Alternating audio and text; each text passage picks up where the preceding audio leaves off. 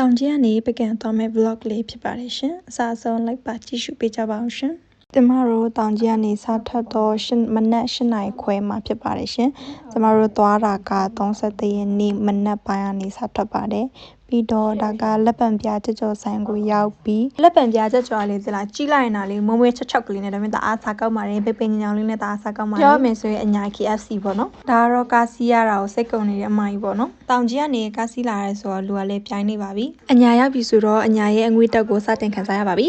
ကာတောက်လျှောက်စီးလာတော့လူကလူနဲ့မတူတော့ပါဘူးပြီးတော့ဒါကတော့ကျမတို့စားရတဲ့လက်ပံပြားကြကြော်ပါတေးသေးလေးထင်ရပါမယ်သူကအကုန်ကိုက်စားလို့ရပါတော့အရင်လည်းစားကောက်ပါတယ်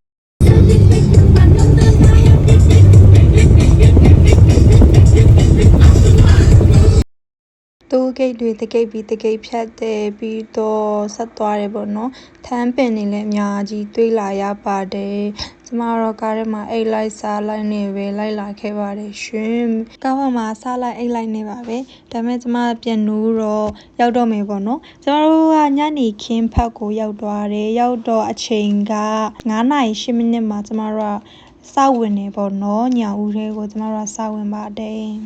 တငယ်ချင်းတွေနဲ့နောက်နေ့ကျရင်ဒီမှာတက်ပုံလာရမယ်ပေါ့နော်။ဘာညာနဲ့ပြောနေကြပါတယ်။ဒီမှာတက်ပုံလာရဖြစ်မရိုက်ဖြစ်ဗီဒီယိုအဆုံးထိကြည့်ကြပါပေါ့နော်။ကျမတို့ညဦးတိုးဂိတ်ကိုဖြတ်ပြီးပြီဆိုတော့ကျမတို့ခုကားကြီးကွင်းရောက်ပြီပေါ့နော်။လာချူမဲကားကိုစောင့်နေတာပြီးတော့လာချူမဲကားလေးရောက်ကြောကားပေါ်တက်ပြီးကျမတို့တဲမင်းနေရောက်သွားပါမယ်။ဒါတော့တခါမှပကံမရောက်ဘူးသူပကံရောက်လို့ပြောနေတာပေါ့နော်။ပကံရဲ့ညနေခင်းလန်သားကိုလာပါတယ်ရှင်။လမ်းလည်းလာလို့ကျမလည်းကောက်ကိုလာတယ်လို့ကျမလည်းဗီဒီယိုရိုက်ထားပါတယ်ရှင်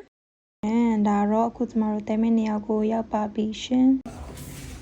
ခမောက်တေးလေးတွေ့လို့လည်းရိုက်ထားပါတယ်ဒါတော့ကျမတို့တဲမဲအခန်းလေးပါဒါတော့ room tour လေးပေါ့နော်အရှိအမကြီးကတော့လုပ်ပြနေပါတယ်ရှင်ဘာပါလဲဆိုအင်နာရီချွတ်ကန်ပါတယ်ပူရီအေးပါတယ်ကတင်ပါတယ်ကျမတို့ရောက်သွားတဲ့ချမ်းဆောင်းနှင်းဆိုညနေခင်းဖတ်ဆိုချမ်းစိတ်လေးဖြစ်တယ်ပေါ့နော်ဒီပူရင်နွေးလေးရတော့ကျမတို့သားကိုဆင်ပြပါတယ်ရှင်